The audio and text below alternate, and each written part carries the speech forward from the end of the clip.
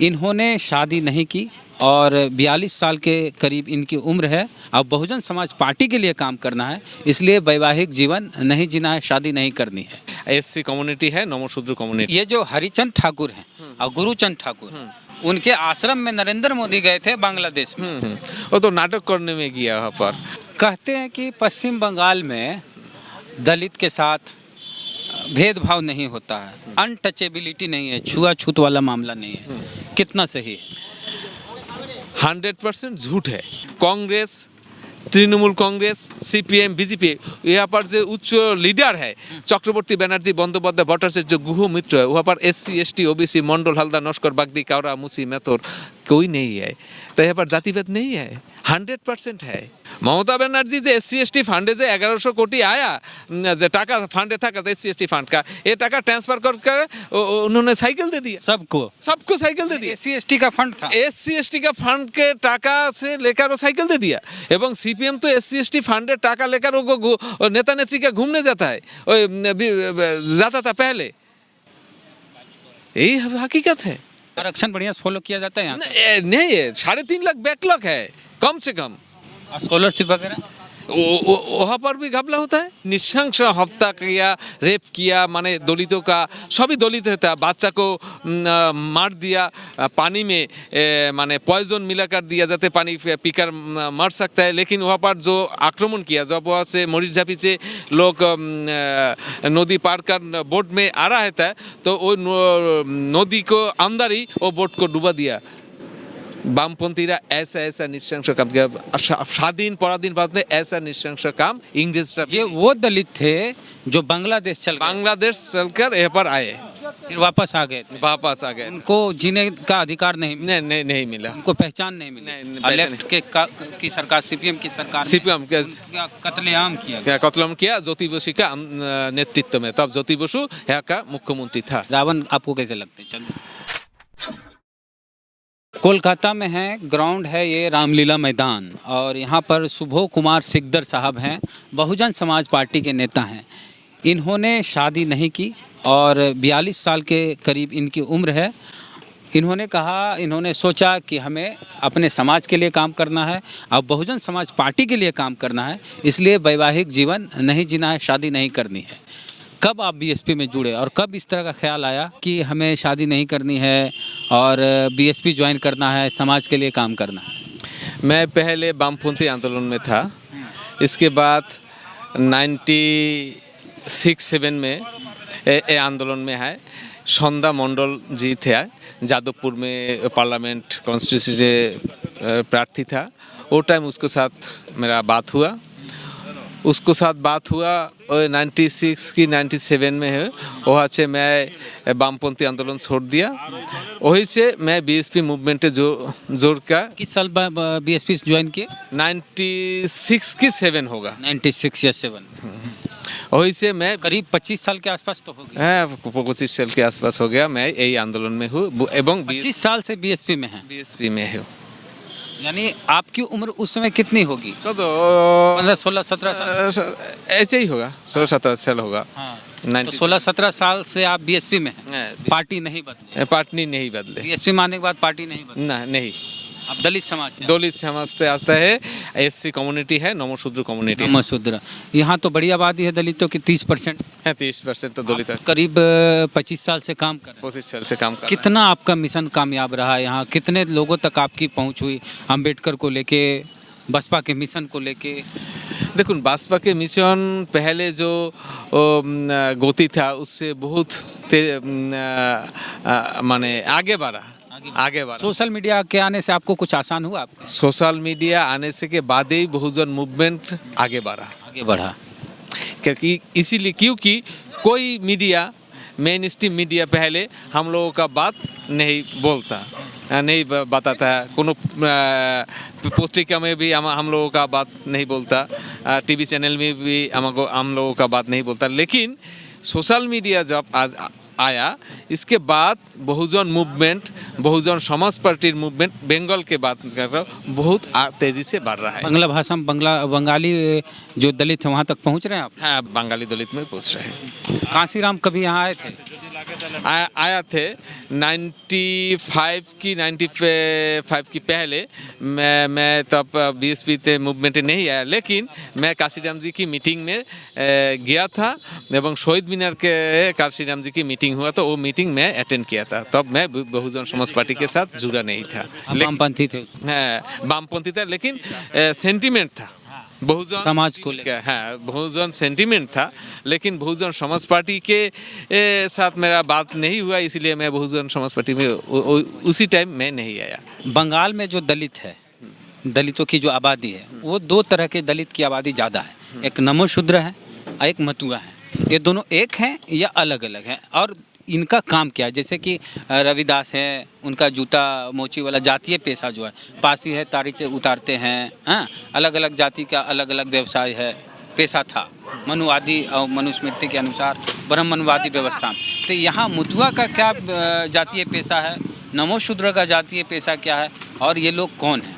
देखिए, नमोशूद्र वो इसको पहले चंडाल बोलता था, ठीक है, चंडाल बोलता था। उसके बाद में गुरुचंद ठाकुर उसको नमोशूद्र में, गुरुचंद ठाकुर, हरिचंद ठाकुर का लड़का है गुरुचंद ठाकुर चंडाल को नमोशूद्र में कन्वर्ट किया, ठीक है। और नमोशूद्र जो है मैक्सिमम जो यहाँ पर मতুआ समाज है, मैक्सिममटा मতুआ समाज में, बाद में वहाँ पर पंडकोत्रु है, नॉन बंगाली भी मতুआ हो गया, दूसरा जो जाति है ना, वो जाति भी मতুआ समाज के साथ आ गया। लेकिन 100% ना बोलो, मैक्सिमम परसेंट मতুआ नमोशूद्र है। तो इन दोनों का जातीय पेशा इस दोनों का जाति पहले तो चाषबास का काम था।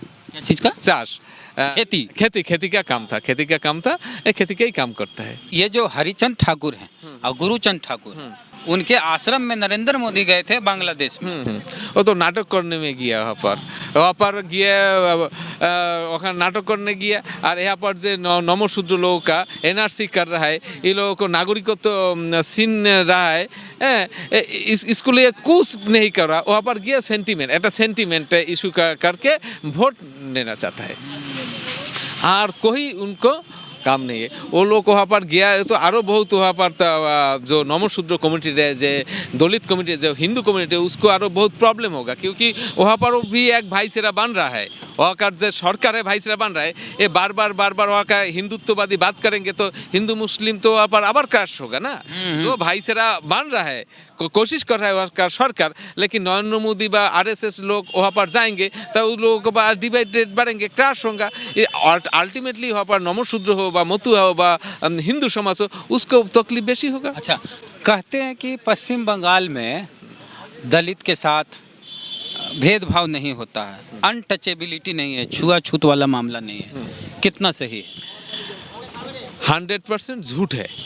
तो कहते हैं कि बंगाल में जातिवाद ही नहीं है, तो दलित के साथ भेदभाव कैसे? 100% जातिवाद है। यहाँ पर जो पत्रिका है, जो शादी के लिए विज्ञापन देते हैं, ठीक है, वो प्रति संडे आते हैं। शादी के विज्ञापन में ब्राह्मण, क्षत्रिय, वैश्य, वहाँ पर उसमें भी गोरी सुंदर युवती योग्य वधु चाहिए, ऐसे ही आते हैं, दुबली ना दुबली, ऐसे ही आते हैं। हाँ, हर जात का अपना अपना रहता है। दूसरी बात है, यहाँ पर जो 96% ST SC OBC माइनॉरिटी रहता है वेस्ट बंगाल में। 6% এখানে বেঙ্গল में बामुन कायद बौद्धी बोलता है, ठीक है। एखाने क्षत्रिय नहीं, वैश्य नहीं आता है। बामुन कायद बौद्धी 6%। यहाँ पर जो 4 पार्टी है, कांग्रेस, तृणमूल कांग्रेस, CPM, BJP, यहाँ पर जो उच्च लीडर है चक्रवर्ती बनर्जी, बंदोपाध्याय, भट्टाचार्य, गुह मित्र है, वहाँ पर SC ST OBC, मंडल, हल्दा, नस्कर, बागदी, कावरा, मुसी, मैथुर कोई नहीं है। तो यहाँ पर जातिभेद नहीं है, 100% है। वो बोलता है काम अदरवाइज करता है। एक कुछ दिन पहले जादवपुर यूनिवर्सिटी का प्रोफेसर है, महिला प्रोफेसर, आदिवासी, मेरी नमूर, डॉक्टर मेरी नमूर, उसको साथ क्या हुआ? उसके बाद उसको स्टूडेंट ही, विद्यार्थी नहीं, विद्यार्थी, हाँ, इसके बाद अपना कलकत्ता यूनिवर्सिटी से सरस्वती क्रिकेटटा, वो आदिवासी था, उसको साथ भी स्टूडेंट ऐसे ही व्यवहार किया। उसके बाद श्री चैतन्य कॉलेज प्रिंसिपल है डॉक्टर इंद्रमोहन मंडल, उनको उस कॉलेज का प्रोफेसर, उसको माने सोशल मीडिया में পরিষ্কার লেখা যে ছোট জাত মানে गंदी गंदी बात किया যে ছোট জাত वो पढ़ाना नहीं आता तो डॉक्टरेट है प्रिंसिपल है इंद्रमोहन मल्ल तभी ऐसे काज कर किस तरह के भेदभाव यहाँ होता है जात के नाम पे दलितों के साथ? यहाँ पर फेस माने के क्या बोलता है आपको माने फिजिकली यहाँ पर ऐसा नहीं है भेदभाव नहीं होता है लेकिन दिमागी तक मेंटली भावे कलम की मार कलम की मार तो 100% मारता है बहुत ज्यादा मारता है कलम की मार यहाँ पर 3.5 लाख के ज्यादा बैकलॉग SC/ST का है वेस्ट बंगाल में आज 3.5 लाख के ज्यादा ठीक है तो भेदभाव नहीं है ये तो भेदभाव है तो तुम हम लोगों का तो रिजर्वेशन का चाकरी तो देना ही चाहिए ना हम लोग का आरक्षण बढ़िया से फॉलो किया जाता है यहाँ से? नहीं है 3.5 लाख बैकलॉग है कम से कम स्कॉलरशिप वगैरह वहाँ पर भी घपला होता है यहाँ पर देखिए आदिवासी जो हॉस्टल होता है हॉस्टल बंद हो गया बंद कर देता है यहाँ पर SC/ST जे दफ्तर है माने ST/ST जे ये दफ्तर में जे फंड आता है ममता बनर्जी तो 1100 कोटी टाका लेकर साइकिल दे दिया ममता बनर्जी जे SC/ST फंडे जे 1100 कोटी आया जे टाका फंडे था SC/ST फंड का ये टाका ट्रांसफर कर उन्होंने साइकिल दे दिया सबको साइकिल दे दिया SC/ST का फंड था SC/ST का फंड के टाका से लेकर वो साइकिल दे दिया एवं CPM तो SC/ST फंडे टाका लेकर वो नेता नेत्री का घूमने जाता है जाता था पहले यही हकीकत है। अच्छा दलित नेता क्यों नहीं दिखते यहाँ चाहे बीजेपी में हो TMC में हो लेफ्ट में हो कांग्रेस में हो 4 पार्टियां हम बता दिए इन 4 पार्टियों में दलित नेता क्यों नहीं? देखिए दलित नेता आपको क्यों लगता है आप हम ये नहीं कहते कि आप इसके लिए जवाबदेह जिम्मेदार हैं आपको क्या लगता है कि क्यों नहीं? देखिए यहाँ पर जो ब्राह्मण्यवादी पार्टी आप बोला कांग्रेस CPM तृणमूल कांग्रेस BJP वो लोग यहाँ के जो लोगों को टिकट देता है वो तो नेता को टिकट नहीं देता है वो तो रिजर्व सीट के लिए उसको मजबूरी है रिजर्व सीट में उसको लड़ाना है और पर तो जनरल कोई नहीं आ सकता इसीलिए मजबूरी आदमी को टिकट देता है पॉकेट वाला आदमी को टिकट देता है जैसे कहेंगे वैसे ऐसे ही करेंगे वो समाज के लिए कुछ नहीं करेंगे जस्ट उसको बताए हुए रास्ते में चलेंगे तो दाल रोटी का इंतजाम होगा इसीलिए वो वहाँ पर रहते हैं। आप शादी नहीं किए तो कितना वक्त दिन भर में 24 घंटे में या साल में दे पाते हैं बसपा के लिए समाज के? मैं कोशिश कर रहा है फुल टाइम ही बसपा में मैं दे रहा हूँ जनवरी से मैं आज तक मैं बाइक में घूमता हूँ कम से कम 16,000 किलोमीटर में बाइक चलाया जनवरी से आज तक पर्यंत 16,000 किलोमीटर कम से कम 12 से 1400 किलोमीटर में ट्रेन में सफ़र किया मैं बस में सफ़र किया कम से कम 7 से 800 किलोमीटर में अब इस साल 2021 में जनवरी से आज तक पर्यंत मैं बाइक में झारग्राम जाता हूँ बांकुड़ा जाता हूँ पुरुलिया जाता हूँ बाइक में ही सफ़र करता हूँ। सुंदरवन तरफ जाते हैं? हाँ सुंदरवन आपने देखा है मैं सुंदरवन में गया था वहाँ पर जो नदी है नदी के बोट है बोट के ऊपर हमरा मिसिल किया वहाँ पर बोट झंडा लगाकर साइकिल रैली किया सुंदरवन में मैं बहुत घूमा सुंदरवन में। मरीज झापी में भी तो दलित होंगे? मरीज झापी में आप दलित नहीं है ठीक है पहले दलित था क्योंकि वामपंथी रहा वहाँ पर जो दलित वहाँ पर बस्ती था वामपंथी उस लोगों का माने कत्लेआम किया पराधीन भारत में भी इतना बड़ा माने घटना नहीं घटा जालियावाला बाग बोलता है जे जालियावाला बाग एक बहुत घटना किंतु उससे भी निशंस हत्या किया रेप किया माने दलितों का सभी दलित होता है बच्चा को मार दिया पानी में माने पॉइजन मिलाकर दिया जाते पानी पीकर मर सकता है लेकिन वहाँ पर जो आक्रमण किया जब वहाँ से मरीज झापी से लोग नदी पार कर बोट में आ रहा था तो वो नदी को अंदर ही वो बोट को डुबा दिया वामपंथीरा ऐसा निशंस काम किया स्वाधीन पराधीन भारत में ऐसा निशंस काम इंग्लिश ये वो दलित थे जो बांग्लादेश चलकर यहाँ पर आए फिर वापस आ गए थे। वापस आ गए। उनको जीने का अधिकार नहीं मिला, नहीं मिला। उनको पहचान नहीं मिली। नहीं, और पहचान लेफ्ट की सरकार, सीपीएम की सरकार ने सीपीएम के उनका कत्लेआम किया गया। क्या कत्लम किया ज्योति बसु का नेतृत्व में। तब ज्योति बसु यहाँ का मुख्यमंत्री था। ये जो लेफ्ट वाले जो हैं वो जय भीम लाल सलाम बोलते हैं। अब वो तो जय भीम लाल सलाम को कितना सही मानते हैं कि उनका गलत है। वो तो हाईजैक कर रहा है बहुजन मूवमेंट को हाईजैक करके। এখন लाल सलाम बोले कोई वोट नहीं देता है, क्योंकि बहुजन मूवमेंट आने के बाद, बीएसपी का मूवमेंट आने के बाद এখন बीजेपी जय भीम बोलता है, सीपीएम भी जय भीम बोलता है, कांग्रेस भी जय भीम बोलता है। এখন उसको जो बाप था वो बाप के बात बोलने से उसको और वोट नहीं देता है। और हम लोगों का जो बाबा है, ये बाबा का नाम ले रहा है वोट के लिए।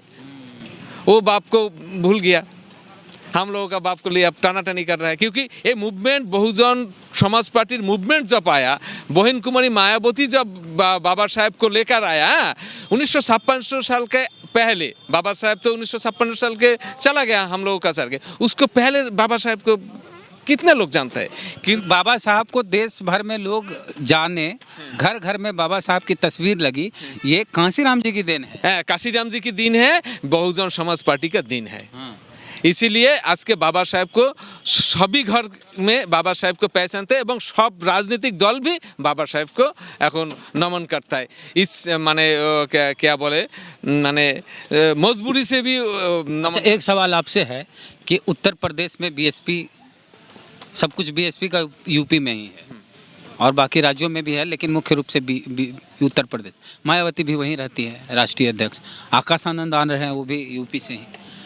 यूपी में ही चंद्रशेखर आज़ाद रावण सहारनपुर में रहते हैं, उनका घर है। वहाँ से वो भीम आर्मी शुरू किए, देश भर में पहुँच गया, भीम आर्मी पहुँच गई हर जगह। अब वो पॉलिटिकल पार्टी बना ली है, आज़ाद समाज पार्टी। उसके बारे में आप क्या सोचते हैं, चंद्रशेखर आज़ाद रावण के बारे में, भीम आर्मी, आज़ाद समाज पार्टी? देखिए, उस लोगों को बात मैं बताना नहीं चाहता हूँ, लेकिन हम लोग बहुजन समाज पार्टी के साथ जुड़ रहा है। हम लोग क्या कर रहा है, क्या नहीं कर रहा है, हम लोग का कैसे आगे बढ़ेंगे। तो जैसे वो दलित की बात आप कर रहे हैं, वो भी दलित की बात करेंगे, बहुजन की बात करेंगे, और चुनाव होगा तो वो भी बहुजन को टारगेट ऑडियंस बनाएंगे कि बहुजन वोट मेरे तरफ आए। आप भी चाहेंगे कि बहुजन वोट मेरे पास आए, तो आपका वोट और उनका वोट, मतलब बहुजन का वोट में बिखराव होगा, कुछ आपकी तरफ कुछ उनकी तरफ। तो उनके मिशन को किस रूप में देखते हैं? वो कह रहे हैं कि मायावती भटक गई हैं, बहुजन की बात नहीं करके सर्वजन की बात कर रही हैं। कांसीराम जी बहुजन की बात करते थे। देखिए, वो जो बात करते हैं, आपको मैं पूछता हूँ, वो जो अब बिहार में इलेक्शन में आया था, इलेक्शन में जो हेलीकॉप्टर में घूमा था, वो हेलीकॉप्टर कौन ने दिया? वो भी तो एक ब्राह्मण नहीं था। वो भी तो एक ब्राह्मण था ना। तो बहन जी के ऊपर लांछन लगा। कौन ब्राह्मण था? वो तो पप्पू यादव के साथ घूम रहे थे ना। पप्पू यादव के उसको जो हेलीकॉप्टर में था, जो हेलीकॉप्टर दिया था, मेरा नाम मालूम नहीं है, तो ब्राह्मण ही था ना। वो तो ब्राह्मण ने हेलीकॉप्टर दिया, इतना पैसा कहाँ से आया?